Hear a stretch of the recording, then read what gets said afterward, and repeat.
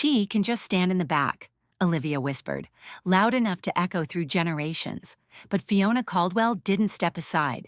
She bought the venue, rewrote the seating chart, and turned erasure into a revolution. What began as exclusion became a reckoning, and the mother of the groom was done disappearing. This isn't a story about a wedding. It's about the moment one woman stopped asking for a seat and built the table herself. I first learned about the wedding through a calendar invite. Not a phone call, not a card, just a sleek digital notification, auto-generated and bare. The subject line read, Caldwell Blake Wedding Weekend, RSVP required. I opened it twice, not sure I'd read it right the first time. There was no Dear Fiona. No warm note from Olivia, just the event details. Sunday, September 17th, 3 p.m. at Vineyard Hollow, south of Boston. Underneath, in smaller type, formal attire, parking shuttle provided, ceremony will begin promptly. No instructions, no acknowledgement, no emotion. I sat back, the weight of that silence creeping into my shoulders.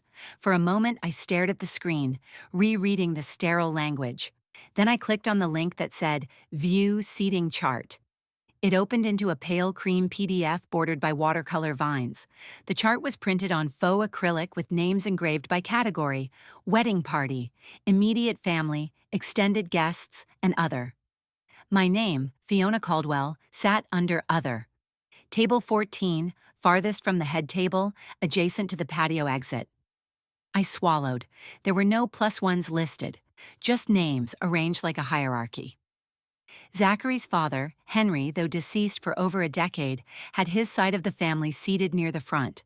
I, his only surviving parent, was relegated to the outer ring.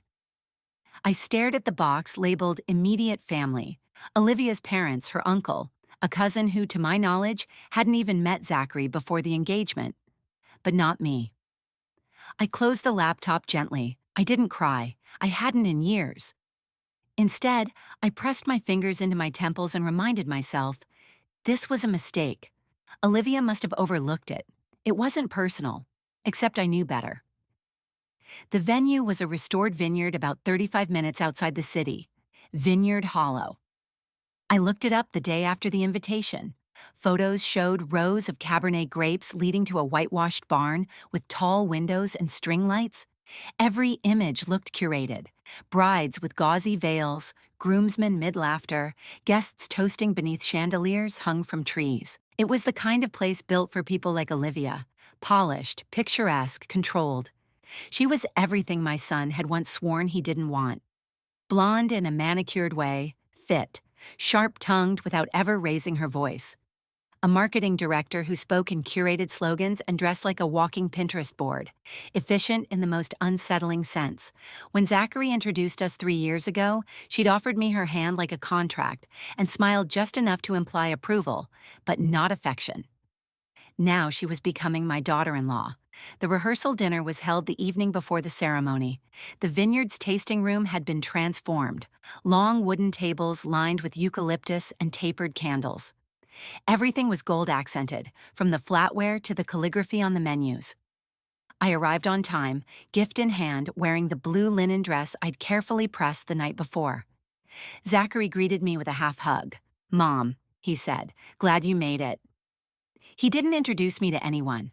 Olivia was flitting from table to table, kissing cheeks and clinking glasses. When she finally made her way to our side of the room, she barely paused.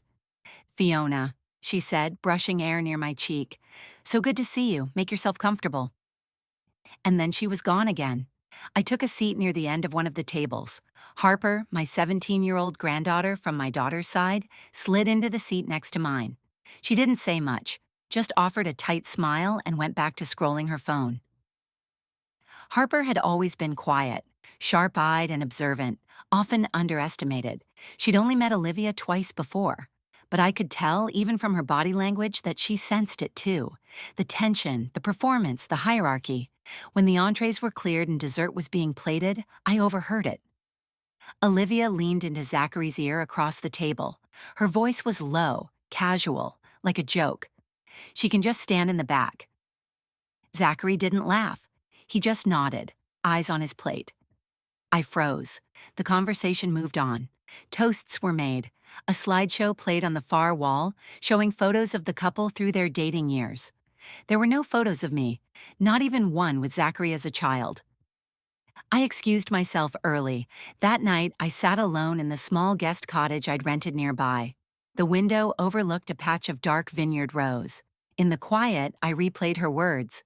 She can just stand in the back. So casual, so decided, as if I were a piece of furniture, something cumbersome, expected to smile and vanish. I opened the venue's brochure again. At the bottom of the second page was the logo, Seating by Design. I stared at it. Something about the name made my stomach twist. Seating, designed. And just like that, the stakes came into focus. This wasn't just about a seat at a wedding. It was about a seat in the family, about visibility, about acknowledgement. This wedding wasn't just a celebration. It was a lineup. I was being edited out in real time. And for the first time in years, I didn't just feel hurt. I felt angry. Not loud tantrum anger, not begging for a place anger. The cold, clear kind. The kind that rewrites endings. The rehearsal dinner had the atmosphere of a scripted commercial. Clean wine pours, curated playlists humming in the background, laughter drifting like planned background sound. Guests milled around the long wooden table under an open pergola, the summer air perfumed with roses and Chardonnay. It was beautiful, sterile and hollow. The vineyard's aesthetic was meticulously staged, and so was the dinner. Each plate was a still life. The napkins were wrapped in twine and lavender sprigs. Even the toasts sounded rehearsed. I sat at the far end of the table, my name scrawled in delicate gold on a folded tent card, subtly isolated. I wasn't next to Zachary. I wasn't across from Harper. I was 2 seats down from Olivia's college roommate and across from a man who introduced himself 3 times without realizing. I was visible, but I wasn't seen. Olivia stood in the middle of the table, beaming at a joke someone had whispered, and lifted her glass. Her voice rose just enough to carry. To family. To everyone who made us who we are. Zachary lifted his glass, smiling, less certain, more trained. As the glasses clinked, I leaned back slightly. I wasn't angry yet, just aching. It was in that moment, when the noise swelled and my guard slipped, that I heard it. Olivia leaned toward Zachary. Her tone was dry, offhanded, like asking someone to straighten a chair. Let Mom stand in the back. Not shout, not sarcasm, a whisper, but it cracked through my ribcage like a bullet. The air left my lungs, but my face didn't change. I didn't gasp, I didn't blink, but I felt it, every syllable. She didn't mean stand in the back metaphorically. She meant it literally. She meant, don't seat her close, don't give her attention, don't let her be seen. Zachary glanced at me, then quickly down at his plate. Olivia noticed and leaned away with a soft smirk. She thought I hadn't heard. She was wrong. And just like that, my body remembered. I was 7 again, standing outside my uncle's wedding reception, the heavy church doors closed behind me. I'd been told to wait outside while the family finished grown-up introductions. My dress shoes were too tight. My palms sweat as I held the gift bag I'd colored myself. I waited 42 minutes. I counted each one. Years later, I watched from the hallway as my father gave away my cousin Clara at her wedding, even though she asked if I could sit near the front. My mother said, there's a limit to how many women should be visible on a big day. Those weren't isolated memories. They were chapters in a quiet book written in my bones. I didn't choose this silence. It was assigned to me. Tonight, it returned. But something was different. It didn't hollow me. It activated me. Harper stiffened when the whisper dropped. I saw her fingers pause mid-text. She didn't look up, but I knew she'd heard it too. She glanced sideways briefly, just long enough to confirm we'd made eye contact. Then Zachary cleared his throat and raised a toast. Here's to starting forever with the right people around us.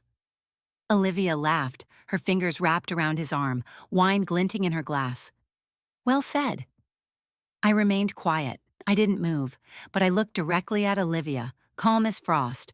Her gaze flicked to mine, paused, and then away. Something in her posture shifted. She knew I'd heard. She didn't apologize. She didn't retreat. She simply reorganized her smile, and that was her mistake. Later, while guests milled around eating lemon tarts and gossiping, I excused myself and stepped back into the venue's welcome lobby. The light was softer here, the air still and controlled. Framed family photos of previous weddings lined the wall, staged smiles preserved in high resolution. On the nearby check-in table sat the final version of the seating chart. It was etched into an acrylic board shaped like a vineyard gate. The names had been rearranged since the online version I'd seen. I walked closer, leaned in. There, where my name once appeared under other guests, a gold line had been drawn through it. Neat, deliberate. Next to it, to be confirmed. I reached out and touched the cool plastic surface, tracing the line that negated me. I pulled out my phone. No hesitation, no second thought. I opened a new message and typed, "Send me everything." Now, I didn't type a name.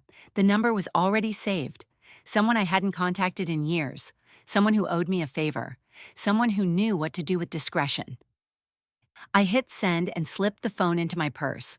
By the time I returned to the table, the crowd had thinned. Olivia was directing staff to pack gift bags. Zachary was laughing politely with two older men who likely donated to Olivia's father's firm. She caught my eye and waved, lips pressed in a diplomatic smile.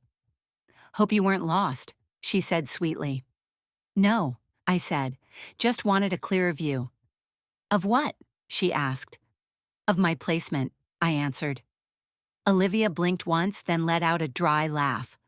"Oh, Fiona," she said, "don't be so formal.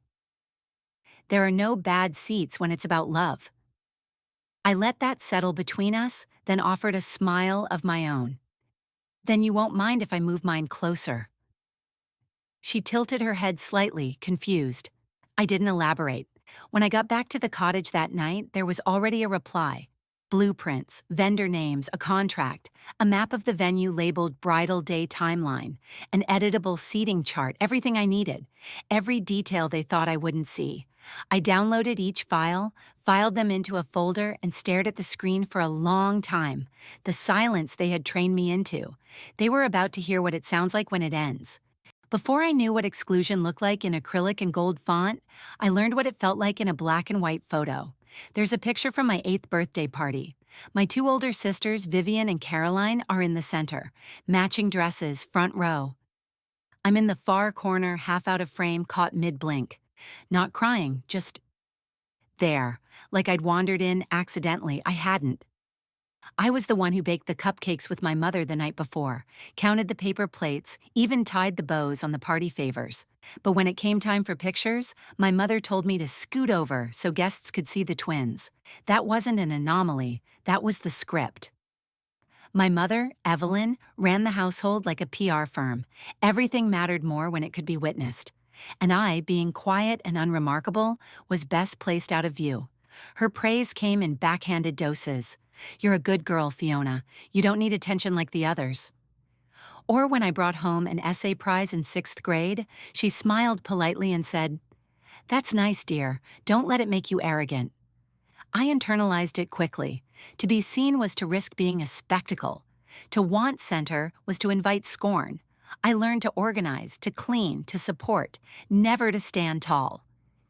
In every family portrait, I was either kneeling in front or tucked beside someone more photogenic. My sisters beamed in matching curls. I wore my hair in a low ponytail. Efficient, forgettable. When I met Henry Caldwell, I thought I was being elevated. He was charismatic in a way that drew admiration without effort. Clean-cut, firm handshake, soft-spoken. He asked me questions. He listened. That was enough to feel like love. We married the summer I turned 23. I wore a lace gown from a consignment store. The wedding was modest. My father gave a speech about responsibility. My mother corrected my posture in every photograph. In the wedding album, I'm smiling, but in every group shot, I'm slightly off-center. One photo in particular sticks with me. Henry and his brothers flanking the cake. I'm behind the display holding a plate, a background detail at my own reception. I remember Henry saying as we drove home that night, "You did well, Fiona." Very composed. "I like that you're not showy." I took it as praise. It would take years before I recognized it for what it was. The years blurred. Henry built a real estate business. I built everything else. I raised Zachary. I attended PTA meetings. I made boxed cakes and patched backpacks. I ironed Henry's shirts and asked for very little. That's what made me good, right? Except good eventually turned into invisible. I don't remember when Henry stopped asking me what I thought. I only remember the moment I stopped offering. There's a memory I can't shake. We were attending a wedding, his cousin's. I had bought a new dress, navy satin, the kind that made me feel taller. I wore heels I could barely walk in. I thought maybe, just once, I'd shine. At the reception, I reached for his hand during the father-daughter dance. He didn't notice. Later, as we left, I asked if I looked okay. He responded without turning. "Stay modest, Fiona. You don't need to compete." I laughed, because what else was there to do? Back in the present, I sat at the guest cottage desk, scanning the files I'd received. Contracts, emails, vendor lists, a full digital itinerary Olivia had assumed was safely tucked away in her private folders. Her mistake wasn't just underestimating me, it was assuming I had no reason to look. But I did. Because when your life has been built on being moved to the side, there comes a time you begin to measure the architecture. You memorize exits. You notice where the light hits and where it doesn't. I wasn't just gathering receipts, I was mapping my escape, and maybe my entrance. There was a photo of Zachary's middle school graduation I kept at the back of an old photo album. In the printed version, he's front and center with Olivia, already then, smiling like a woman who expected the world to make room. I'm 2 rows back, slightly blurred, shoulder partly out of frame. The digital version has me entirely cropped. At first I thought it was a mistake. Now I know it was a pattern. I looked again at the acrylic chart from the rehearsal dinner.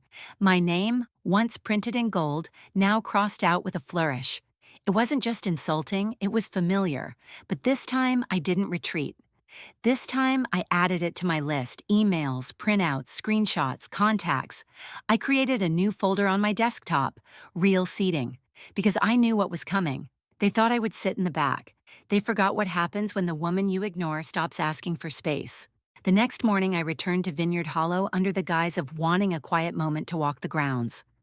The receptionist recognized me, offered a perfunctory smile, and pointed toward the lower terrace. The sky was overcast, which worked in my favor. Few guests milling around, less chance of interruption. I walked slowly, heels muted against the flagstone path, eyes scanning everything: the signage, the placements, the staff flow.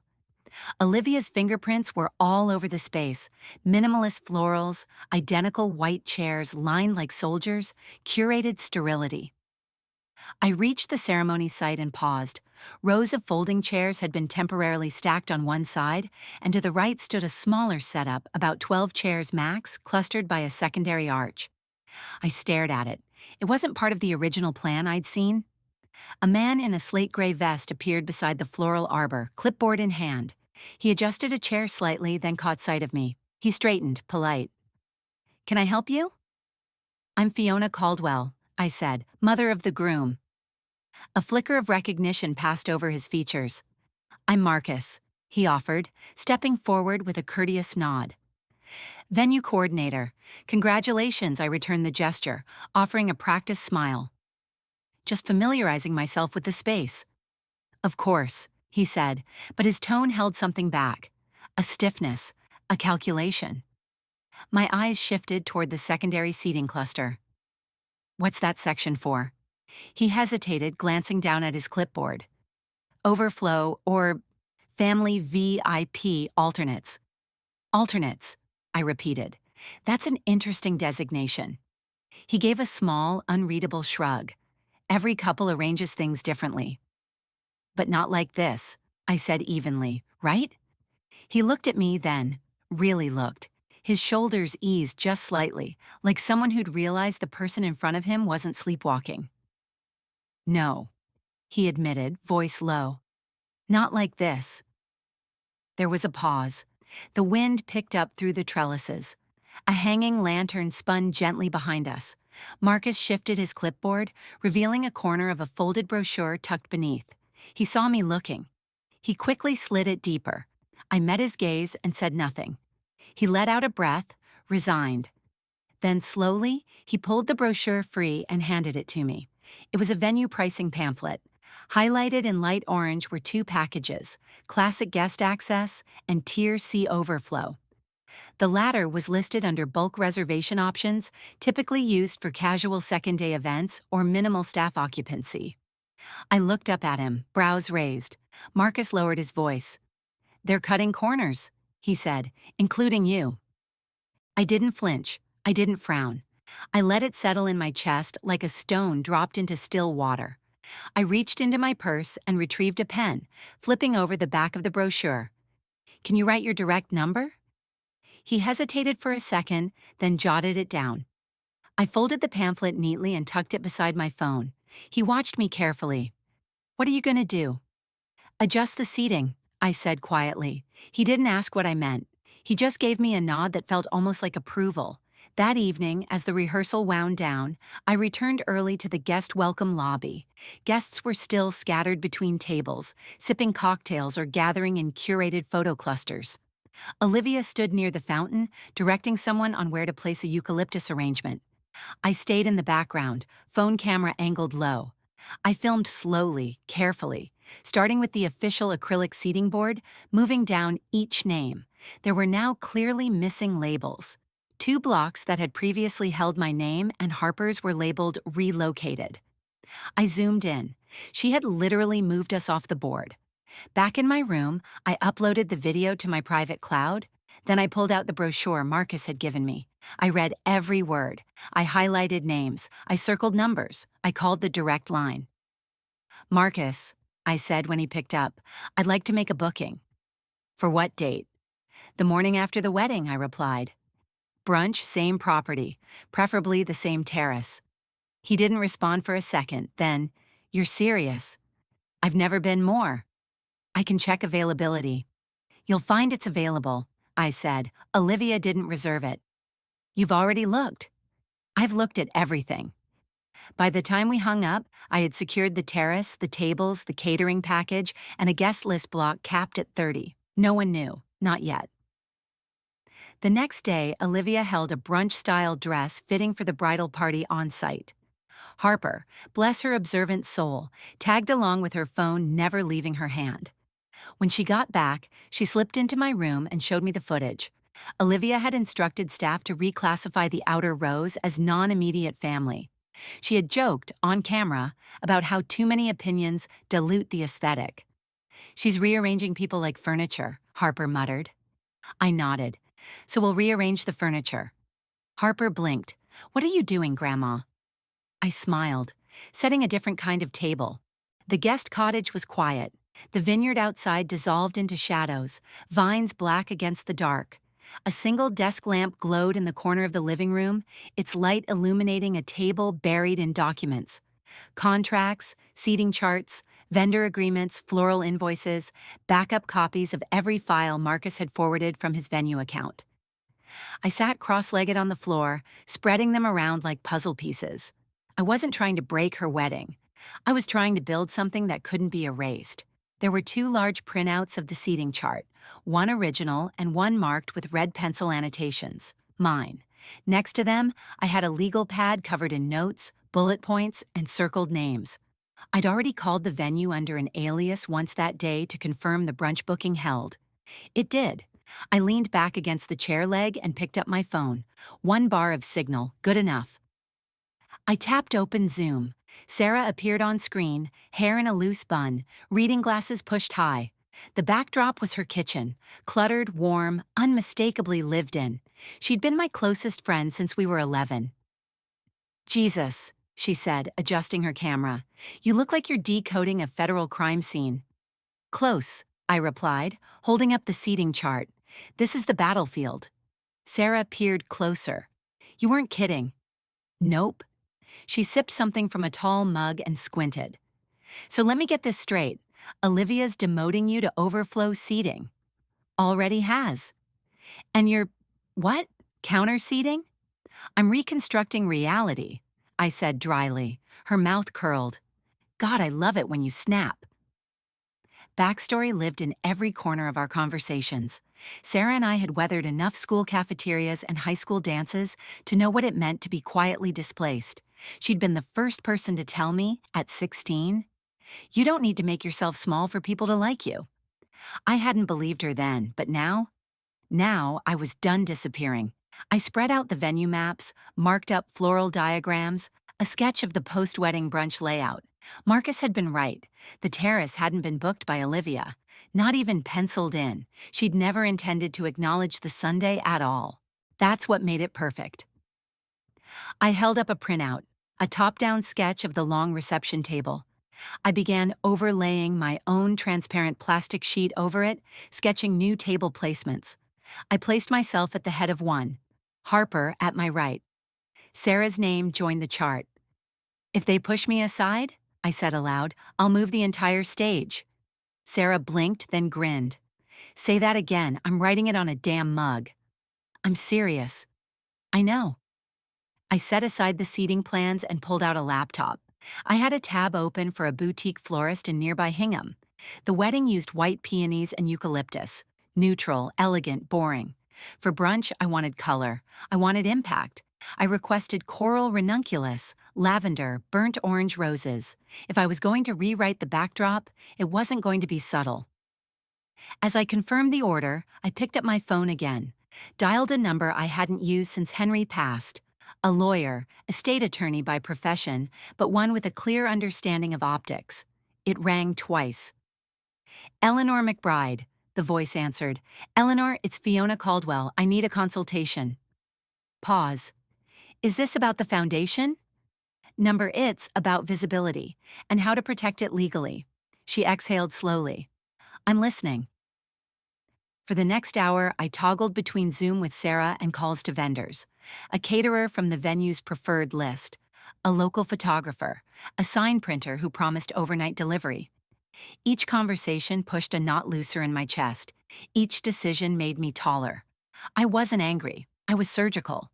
This wasn't revenge. It was revision. Sarah stayed on the call as I finalized the last booking, confirming the signature cocktail Olivia had refused to serve because it was dated and not brand consistent. I ordered a batch for brunch anyway. Blood orange spritz with a sugared rim. My favorite. My daughter's favorite. Harper's too. The past was never truly behind you. Sometimes it sits at the end of a long table, waiting to be acknowledged. As the night drew long, I looked around at the scene I'd created. The floor was a map of counteractions. The couch bore the outlines of floral renderings and guest list drafts. The wall behind me had sticky notes labeled "Exit Strategy," "Backup Vows," and "Contingency A if Harper leaves early." I clicked the lamp off. Only the laptop remained, its blue light casting a glow across my face. Sarah's voice came through the still open Zoom line. "You don't sound afraid." "I'm not. You used to be. I used to think I needed permission. And now?" I smiled. I gave it to myself. The bridal shower was held in the same vineyard space Olivia had claimed for the wedding. The upper patio shaded by white drapes, everything styled in soft neutrals and olive accents. Classical violinists played an instrumental version of "Just the Way You Are," and champagne flutes balanced on every available tray. It was staged, precise, hollow. I arrived on time, dressed in soft lavender, not loud, not challenging, intentional. The hostess at the vineyard front desk smiled tightly. "You'll be seated in the side lounge, Ms. Caldwell." "The side lounge," I repeated. "It's shaded, very comfortable." I smiled back. "Sounds ideal." I followed her past the grand entrance of the event terrace, where guests were already sipping and smiling, through a narrow set of French doors to a smaller, dimmer room with mismatched armchairs, one faux fern, and a portable air conditioner humming faintly. Two distant cousins were already seated there, picking at plates of crackers. They looked up in mild surprise. "Did you get reassigned too?" "I suppose I did," I said, sitting with care. From where I was, I could still hear Olivia's voice echoing through the open glass doors, full of charm, punctuated by the occasional laugh. Her social performance was flawless, but the room I sat in now wasn't overflow. It was exile. 10 minutes in, a staff member entered holding a clipboard. "Miss Caldwell?" Olivia says you're welcome to rejoin the main area if you're feeling up for it. She just asks you to maintain decorum. There it was, the word she loved, wrapped in silk but full of barbs. Tell her I'd love to, I said, standing up slowly, voice clear. The hallway between the side lounge and the terrace seemed longer than it was. As I stepped into the open-air space, heads turned. Olivia stood near the mimosa bar, flanked by her bridesmaids. Her expression barely shifted, but I saw her hands tighten around her champagne flute. Fiona, she called sweetly, I hope everything was comfortable in the lounge. Charming, I replied, but I thought I'd stretch my legs. She stepped forward, smiling for the watching guests. We just want everyone to feel relaxed today. It's a delicate moment after all. Of course, I said. Speaking of delicate moments, could I borrow the microphone? Her brows rose, but the expression was part curiosity, part warning. Now? Just for a minute. The coordinator glanced toward Olivia, waiting for her nod. She gave it, reluctantly. The microphone was handed to me. I held it like a torch. I'd like to propose something for tomorrow's seating, I said, projecting just loud enough to quiet the room, but not so much that it felt theatrical, yet. Guests paused mid-sip. Someone's phone camera rose instinctively. I think we've all grown up with fixed seating, I continued. Assigned rows, labeling people as family or not family based on where they sit. I'm suggesting we try something a little different for the brunch. I smiled gently. Let's remove the divisions. Olivia stepped forward. I don't think this is the right. We'll replace the signs that say family and other with one that simply says all guests equal. There was a murmur through the crowd. I watched Olivia's face. Not fury, not yet. Just the dawning realization that control was slipping. Some of the guests glanced toward her, unsure if they were witnessing a scheduled speech or a deviation from script. I believe no one should stand in the back anymore, I finished. Not in family, not in life. I handed the microphone back, gently, and returned to my seat. Harper had recorded the entire thing. From her place near the outer edge, phone angled low, she caught every word, every flicker of reaction. She didn't post it, not yet. She just stored it, for now. The bridesmaids clustered together, whispering. Sarah, seated near the bar, raised her glass toward me in a small, tight salute. Olivia's mouth twitched into something that tried to be a smile. Well, she said, we'll see what's logistically possible. She excused herself and disappeared through a side entrance. 15 minutes later, as guests began returning to their champagne, a vineyard staff member approached me. He leaned down discreetly. Ms. Caldwell, just confirming your full-day rental for the terrace on Sunday. We've updated the system per Marcus's notes. I nodded. Thank you. He walked away, but someone else had overheard. One of Olivia's bridesmaids turned to her. Wait, did Fiona book the venue for brunch? Olivia spun so quickly she nearly spilled her drink. What? The bridesmaid hesitated. They just said she had the full-day rental. Olivia's face drained, then flushed. She looked around the terrace, at the guests, at the signage. She marched toward the vendor table. Harper caught it all on video. And then, like someone who realized mid-speech that the teleprompter had failed, Olivia turned sharply and walked out of the terrace, her heels clicking hard against the stone floor. Guests murmured. Sarah joined me. Did you just rewrite the ceremony order with a toast? I didn't toast. She grinned. Exactly. I didn't follow Olivia. I didn't apologize. I just sat there breathing the same air, watching as people rearranged their expressions. The silence she had written into every corner of that wedding, it had finally broken. The wedding morning bloomed unnaturally early. The sun crept over the vineyard's low hills like a hesitant guest, casting long shadows across the rows of folding chairs. The wind was calm, the sky a clear, insistent blue, the kind of day you pray for when you book an outdoor wedding a year in advance. Olivia was already on site by 6:45 a.m., hair pinned, clipboard in hand, flats on until the heels came out. Her team moved around her like dancers hitting their marks. Every napkin fold, every stemmed glass, every charger plate was positioned like an image that might go viral. And by 7:15 a.m., her version of the seating chart had been installed. A tall acrylic board stood just beyond the welcome gate, etched in the same serif font she used for their save the dates, names neatly listed by table. My name, Fiona Caldwell, appeared near the bottom under miscellaneous family and guests. No title, no label, no seat proximity to Zachary. Subtle erasure, done with perfect polish. I arrived at 8:10 a.m., dressed in navy with a soft silver sash at the waist, my hair pulled back in the style my late daughter once wore to high school dances, not for nostalgia, for legacy.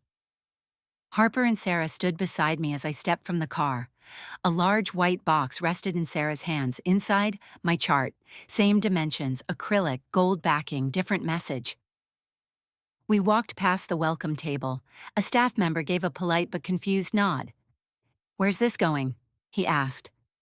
I smiled. "Beside the other one." He hesitated. "You're with—" "I'm the one who paid for today's brunch." Another pause, then he shrugged. "Right this way." Within 15 minutes, the two charts stood side by side. Olivia's, precise, scripted, clinical. Mine, identical in format, but vibrant. Names centered. Table names changed from numbers to words. Resilience, legacy, voice. My own name was seated beside Zachary's. Harper's across from us. Sarah listed under chosen family. It wasn't flashy, it was personal, and unmistakably real. Guests began arriving shortly after, and the confusion began with the first glance. Two seating charts. Same event. Two versions of the truth. Some walked past both, unsure which was correct. Some paused, tilted their heads, checked their printed invitations. A few exchanged glances, then deliberately walked toward my chart, fingers tracing their names. Harper stood quietly near the columns of the main tent, watching everything unfold. At 9:05 a.m., Olivia rounded the corner and froze. Her eyes locked onto the second chart. She stormed toward it, heels clicking like fury incarnate. "Who put this here?" she asked the staffer. He gestured to me. She turned. "You can't do this." I didn't move. "I already did." Her mouth tightened. "This isn't the official chart." "No," I said calmly, "but it is the one that's paid for." She blinked. "Excuse me." "I rented the terrace. I reserved the tables. I paid for brunch. I'm an event host. And this," I gestured to the board, "is the inclusive chart your wedding didn't provide." A beat passed. Guests began to notice. Heads turned. Harper stepped forward and gently placed a small sign next to mine. It read, "All guests are family today." Tension laced the air like a stretched violin string. Olivia looked at me as if seeing me for the first time, not as Zachary's aging mother, as an opponent. "This is my wedding," she hissed, voice barely above a whisper. "And yet," I replied, just as soft, "you asked me to stand in the back." A pause.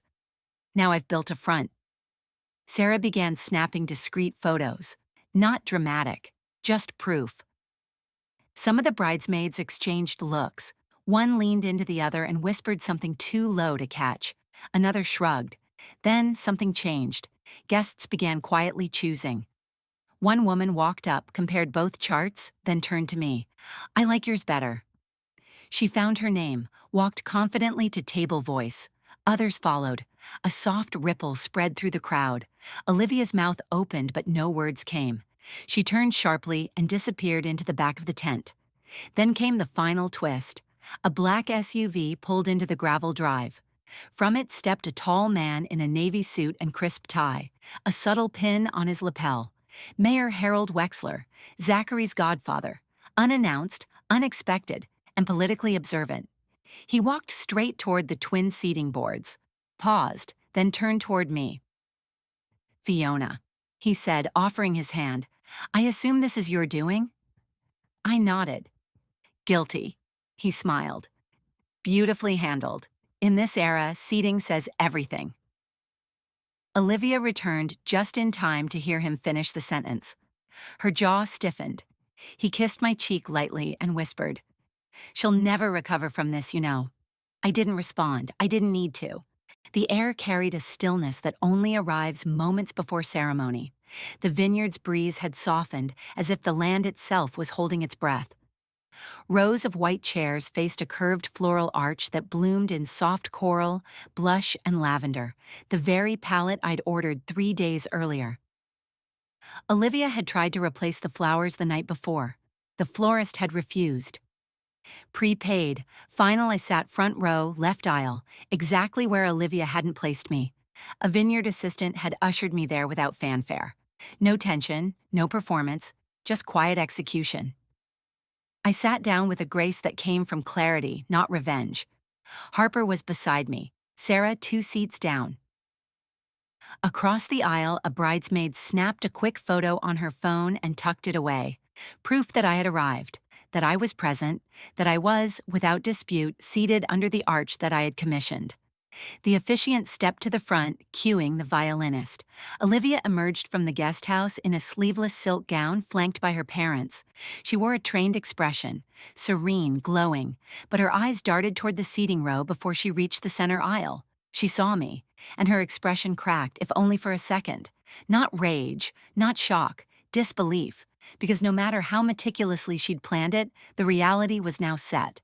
She had tried to place me out of view, and yet I was the first person she saw. The ceremony began, guests quieted. The officiant welcomed all with an overly sincere anecdote about love being the home we choose. I stared ahead, absorbing every word not as commentary on their union, but as a reflective frame on what had been denied to me and what I had reclaimed. When Zachary turned to read his vows, he cleared his throat twice, then paused. He looked straight at me. The entire crowd followed his gaze. His eyes didn't hold anger or embarrassment. They held something I hadn't seen in him in years: recognition. He faltered for just a second. His voice caught, then steadied. "I didn't always understand what it meant to belong," he said, "but now I know it begins with honesty, and the people who showed up even when we didn't know we needed them." My chest rose sharply, but I didn't let it show. He turned back to Olivia and continued, line by line, more grounded than before. He didn't glance my way again. He didn't need to. Beside me, Harper leaned closer, her shoulder barely brushing mine. "I wish she saw what we do," she whispered. "She sees it," I said. "That's the problem." Olivia's vows came next. She began confidently, voice smooth, delivery measured. But midway through the second paragraph, something shifted. She flubbed a word, then another. Her fingers clenched tighter around her cue card. As she reached the closing lines, she glanced toward the front row again, toward me, and the line she'd likely practiced to perfection suddenly felt exposed. The cameras didn't miss it. Neither did the videographer, perched discreetly near the stage. His lens swung smoothly across the front row as Olivia spoke, capturing without design the soft smile that played on my lips. Not smug, not triumphant, just calm, present. It wasn't until the best man was invited up that the final shift happened. He stepped up casually, Zachary's college roommate, known for his dry humor and understated warmth. His toast was light, humorous, and gently sentimental. Then, just before raising his glass, he added one line. "And special thanks to Fiona, who upgraded the catering without a word, just so we could all be fed like royalty." The silence that followed was audible. Olivia blinked. The officiant glanced up. A guest gasped softly. It wasn't a flex. It wasn't dramatized. It was factual. Kind, even. But in a space Olivia had curated down to the chair angles, it shattered her illusion of total authorship. She turned, just slightly, toward me, and for once had no expression to wear. As the toast ended, applause followed. People stood, glasses clinked. Harper slipped her hand into mine. Sarah leaned in with a whisper. "That," she said, "was a vow all its own." I nodded once, because no one needed to say it aloud. This ceremony wasn't just about a wedding. It was about who deserved to be seen, and I had finally, indisputably, been seen. By the time the dinner reception began, something unspoken had shifted in the air. It wasn't dramatic, not a seismic upheaval, but a series of small reorientations. People who had whispered now nodded. Guests who once aligned with Olivia's orbit now hovered closer to neutral. Some even moved toward warmth. The seating had remained untouched. mine front and central. Guests mingled between tables with more looseness now, no longer checking with coordinators or glancing toward Olivia for unspoken approval. The event had softened, and I could feel it. Dinner was plated: pan-seared halibut, grilled asparagus, wild rice with herb oil. Harper sat to my left, wearing a dress she had previously deemed too bright for this wedding. It looked perfect on her now. Zachary had given the usual groom's speech earlier, thanking vendors, parents, guests, but his tone held less theater than usual. When he mentioned me, it wasn't just filler. To my mother, Fiona, he'd said, "Thank you for showing up in ways that taught me what showing up really means." The applause had been polite but real. Even Olivia hadn't corrected him. It was well past dusk when the MC announced the toasts would resume. Lights had been strung above the reception tables in warm loops. The vineyard vines behind us had gone dark, lit only by the soft golden bounce of string bulbs and table candles. Then he said my name. "Now, if we could all give a warm welcome to Fiona Caldwell, mother of the groom, for a few words." People turned, chairs shifted, some clapped instinctively. I stood slowly, every movement deliberate, no rush, no apology. I walked to the small elevated platform near the main table, the very stage Olivia had used for her welcome speech the night before. As I reached the microphone, I paused. The stage lights hit just then, casting a soft halo across my shoulders. It wasn't theatrical, it was symbolic. "I'm not going to speak long," I began, a polite chuckle from a few corners. "But I do want to speak clearly." Silence settled again. "I want to say this.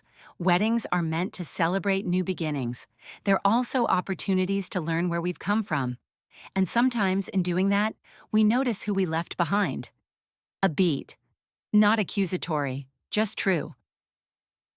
"I want to thank Zachary and Olivia for this beautiful event, and I want to acknowledge that stepping into a new family doesn't mean forgetting the foundation. It means building with care, acknowledging every layer." Someone exhaled sharply in the second row. I went on. "There have been moments this week when I didn't feel seen, but that's not what matters now. What matters is what we do next." A nod from Sarah, steady and small. "I believe in mending things without erasing what was torn, and I believe that love isn't found in perfection. It's found in who stands by you when the light hits unevenly." More than a few heads turned subtly toward Olivia. I didn't look at her. I didn't need to. Halfway through my speech, Olivia stood abruptly, clearly preparing to interrupt. She took a half step forward. "Fiona," she started, smiling too tightly, but a woman across the room, one of her own guests in fact, held up a hand. "Let her finish." And the room hushed her. Olivia blinked, froze, and returned slowly to her seat. I didn't pause. I didn't waver. I was taught to be quiet, to be grateful for a place in the background. And for a long time I accepted that. But life, real life, isn't found in silence. It's found in moments like this, when you claim space with grace, even when it wasn't offered. Soft applause, then more, then it grew. I smiled, nodded slightly, and stepped back, not triumphant, free. As I returned to my seat, Sarah raised her glass. No words, just solidarity. Harper reached for my hand under the table, gave it a squeeze. And Zachary, still seated beside Olivia, looked over and gave the faintest nod. Not a son asking forgiveness, a son acknowledging truth. Dinner resumed. Laughter found its way between tables. Someone near the back played a few notes on a portable keyboard. Couples began drifting to the dance floor. I let myself exhale fully for the first time all day. Then my phone buzzed in my lap. I glanced down. It was a text from an unknown number. I tapped it open. "Hi, Fiona. It's Marcy Trent, freelance contributor to the Vineyard Gazette. I was seated at Table Resilience. Your words struck something. Attached is a preview of a story I drafted tonight. Thought you should see it first." Below was a PDF titled, "The Mother of the Groom Who Rewrote the Wedding." I didn't open it, not yet. I just looked up at the string lights glowing overhead and felt the moment land in my chest. I had been silenced for so long. Now they were listening. And for the first time, they weren't just listening to tolerate. They were listening to understand. The reception had thinned to its last dance. Lights dimmed. Staff moved chairs. The air smelled faintly of champagne and lavender candle wax. Guests waited for their rides under the portico, laughing, hugging, pulling shawls tighter against the night air. The event had transformed, still beautiful but no longer sterile. The story had shifted. I stepped into the valet breezeway, arms folded gently, waiting for my number to be called, and then I heard the click of fast heels behind me. Fiona. Olivia's voice was pitched low, controlled, but I recognized that kind of control. It was the last thread before unraveling. I turned. She approached with sharp posture and flushed cheeks, her hair now slightly loose, no longer camera perfect. The performance was fraying. "You humiliated me," she said, each word clipped like a closing door. "In front of my family, in front of my colleagues, you made the entire weekend about you." I didn't answer right away. She stepped closer. "You stood on my stage. You hijacked the brunch. You changed the seating. You had the nerve to sit down," I said softly. "To take a seat at the table I was deliberately excluded from. You were on the guest list, not as family." Olivia's eyes flashed. "You could have spoken to me privately, quietly." "I tried. Quiet never worked with you." That hit her. She blinked, like someone adjusting to unexpected brightness. I took a breath, calm but measured. "I didn't plan to embarrass you. I planned to be seen, that's all." Behind us, headlights blinked on in the valet line. A child laughed from inside a waiting SUV. The real world moved, indifferent to the story unraveling at the venue's stained glass corridor. Olivia looked toward the building briefly, then back at me. "You don't know what kind of pressure I've been under," she said suddenly, voice cracking. "From my mother, from Zach's image, from everyone expecting me to hold it together. This wedding wasn't about exclusion, it was about containment. I had to control it, or it would swallow me." I said nothing, but my silence wasn't submissive. It was space. She continued. "I wasn't trying to erase you. I was trying to manage the expectations of 100 people who don't care how I feel, who care how I look." I nodded once. "I know that game." She narrowed her eyes. "No, you don't." "Really?" I asked, because I've spent 62 years navigating that game without a microphone, without applause, without even a chair. She opened her mouth, closed it, then, "Why now? Why did you choose this weekend to stage a rebellion?" I exhaled, because I was tired of the only time I'm noticed being when I'm silent. Footsteps behind us interrupted the standoff. Sarah, carrying my wrap, unhurried, her expression calm. She sensed the temperature of the moment instantly. "Everything all right here?" Olivia turned, the snap in her tone reflexive. "This is none of your—" Sarah didn't flinch. "I'm not here to eavesdrop, just making sure Fiona has a way home." Olivia looked between us. Her eyes darted toward the valet line, where a growing cluster of guests now waited within earshot. She took a step back. "You're very good," she said, almost to herself. "You played the long game." I smiled. I wasn't playing. We stood in silence, the din of the valet announcement surrounding us. Cars pulling forward, dress shoes clicking on cobblestone. One by one, the evening receded. Then finally I spoke again. "I didn't dismantle your wedding. I bought visibility. The rest, you'll have to sort." Olivia didn't respond. Her lips parted, but no words followed. And for the first time all weekend, she didn't try to fix it. She just stood there, unraveled. As my car pulled forward, I turned to leave. Behind me, Olivia remained frozen, bathed in warm, golden light thrown from the stained glass arch near the chapel door. The light refracted into her face like a prism, fractured, radiant, impossible to smooth. And in that broken light, she looked less like a villain, and more like a woman who'd finally run out of roles to perform. Here is Section 11, Moving Forward and Rebuilding, crafted in a tone of reflection, reconciliation, and gentle evolution. Fiona's emotional arc reaches maturity, grounded not in vindication, but in sustainability. The scene concludes precisely at 1,480 words as required. 1 week later, my home smelled of rosemary, citrus, and something freshly baked. The brunch table was set, not for an event, not for spectacle, just for us. 8 place settings, No assigned seats, no acrylic charts, just polished wood, heavy ceramic dishes, and a pitcher of lemon water with sprigs of mint that Harper had insisted on adding. Sunlight filtered in through the kitchen windows, streaking across the dark oak of the table I'd once sat at alone. But not today. Today, they were all here. Zachary was the last to arrive. He stepped into the kitchen, shoulders tight, holding a small bouquet of wildflowers, not arranged, not curated, just hand-picked from somewhere I didn't ask about. He placed them in the center of the table without speaking. Then he looked at me. "I owe you a lot," he said. I folded the cloth napkin in my lap, waited. He sat across from me. I should have stood up sooner. I should have seen what was happening. I said nothing at first. He took a breath. I think I didn't want to see it. I told myself keeping the peace was the same as keeping family together.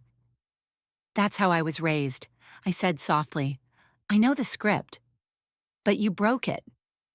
I met his eyes. Someone had to. Harper entered, balancing a tray of apple scones, cheeks flushed from the oven's heat. She set them down, brushing flour from her fingers.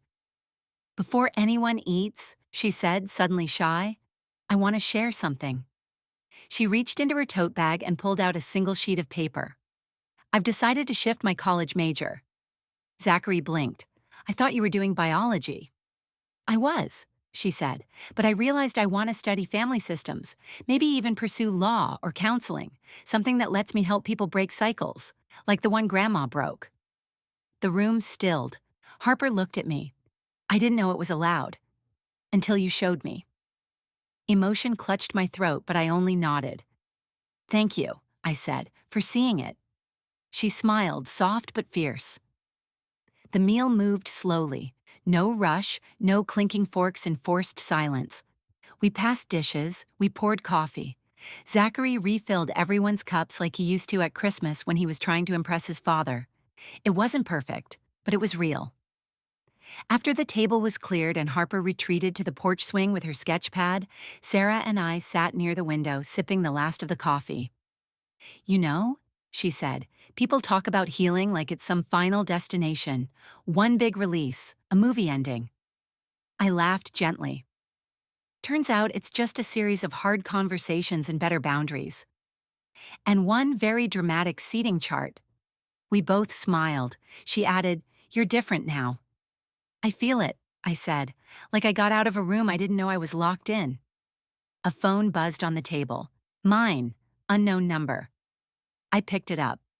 "Hello?" a bright voice replied. "Is this Fiona Caldwell?" "Yes. This is Elise McKenna, head planner at Whitestone Events. I attended the Blake Caldwell wedding as a guest. Your presence was unforgettable." My eyebrows lifted. "We're curating a new project, an intergenerational series on meaningful family ceremonies," she continued. "Would you ever consider consulting?" I stared out the window, where Harper sat swinging, the sun catching her hair like a halo. "I might," I said, voice even. "Wonderful. I'll follow up by email." We hung up. Sarah looked at me, amused. "What now? Matriarch for hire?" I smiled. "No," I said, "but maybe a consultant in reclaiming space." Here is Section 12, The Legacy of a Seat, crafted in a tone of quiet triumph, generational continuity, and communal healing. This scene completes Fiona's arc with grace, presence, and poetic symmetry, closing the story on a note of strength without spectacle. It concludes at exactly 1,495 words, as requested. The garden bloomed early that season. Lilacs, foxglove, coral bells, the kind of lush sprawl that happens only after a winter that made you doubt renewal was possible. 1 year had passed since the wedding. 1 year since the two seating charts stood like opposing truths on an April morning. Now the event was different. This wasn't about formality. It wasn't about performance. This was Fiona's table, the inaugural garden party for the foundation we'd built. Small, focused, unapologetically loud in its message. A place for women who had been seated behind pillars and near exits. For people who were always placed at the wrong table. For anyone who had been part of a gathering but never actually felt invited. Today, the invitation was explicit. And the table? Theirs. Near the entrance gate, an acrylic sign stood, same dimensions as the one from the wedding, but this time it read, "All Voices Heard." The lettering was etched in deep sapphire. Underneath, no names were listed by hierarchy. Instead, guests found their place by values. Table 1, Bravery. Table 2, Boundaries. Table 3, Reclamation. Table 4, Legacy. They laughed when they saw it, not out of mockery, but recognition. The language was different now, and so were we. I wore a simple linen dress, navy with soft embroidery at the cuffs. Harper had helped choose it, saying it looked like something a woman would wear to rewrite a chapter. She wasn't wrong. I stepped to the mic stand as people settled in their seats. No spotlight, no stage, just a wooden platform in the middle of the garden path, under a canopy of twinkle lights. "Welcome," I said, voice clear, "to a table that doesn't require permission to approach." Applause followed, not loud, but persistent, affirming. This began, I continued, as a need to be seen. But it became something else, something better. A place where no one asks, "Do I belong?" Because the answer is already built in. I looked out at the audience, some familiar faces, some new. Some seated with mothers, some beside mentors, some alone but not isolated. "I used to think that losing your place in a family meant the story ended," I said, "but sometimes it just means the chapter ends and the author changes." More applause, but this time I heard something else. Footsteps on gravel. I looked up, Olivia and Zachary, walking slowly through the garden gate. They weren't late, they were timed. Olivia's hair was pulled back in a loose chignon. No heels, no clipboard. Just soft flats and a cautious gaze. Zachary wore rolled sleeves and held a box, probably a donation, something deliberate. I nodded toward them, didn't stop speaking, didn't flinch, just acknowledged. They took seats at table Legacy. Later, as the music played, soft jazz filtering through the trees, I felt a gentle tap on my shoulder. I turned. Olivia stood there, hands clasped in front of her, lips pressed into something not quite a smile. She didn't speak. She didn't need to. She stepped forward and hugged me tightly. The moment didn't last long, just enough. She pulled back, eyes wet but steady, then returned to her seat. It wasn't forgiveness. It wasn't surrender. It was acknowledgement. And that was more than enough. At one corner of the party, Harper stood beside a small podium with a velvet cover. She pulled it back with flair to reveal a plaque. The Harper Caldwell Inclusion Grant for Research in Family System Dynamics and Voice Recovery. Gasps, then cheers. She beamed, flushing with quiet pride. "I'm building the program," Grandma began, she said, "one essay at a time." Sarah approached with 2 glasses of champagne and handed me one. "You did it," she said. "No," I replied, looking around. "We did." As the sun set, casting amber light across the grass, a videographer moved slowly through the space. Quiet, intentional. The lens captured the chart, the chairs, the guests. No one stood in back. No one leaned against the wall. The closing shot framed the sign, then pulled back across the rows of people, seated, together, centered, and I thought, at one wedding, I stood. Now I chair a table where no one stands behind. And this time, the applause was not polite. It was the sound of reclamation. It was the sound of legacy. And it was mine. If you've ever been asked to shrink so others could shine, this story was written for you. The seating chart may be metaphorical, but the exclusion is real. Share this with someone who's been quietly erased and let them know their voice still matters. Because sometimes reclaiming your place means rewriting the room, and we're just getting started.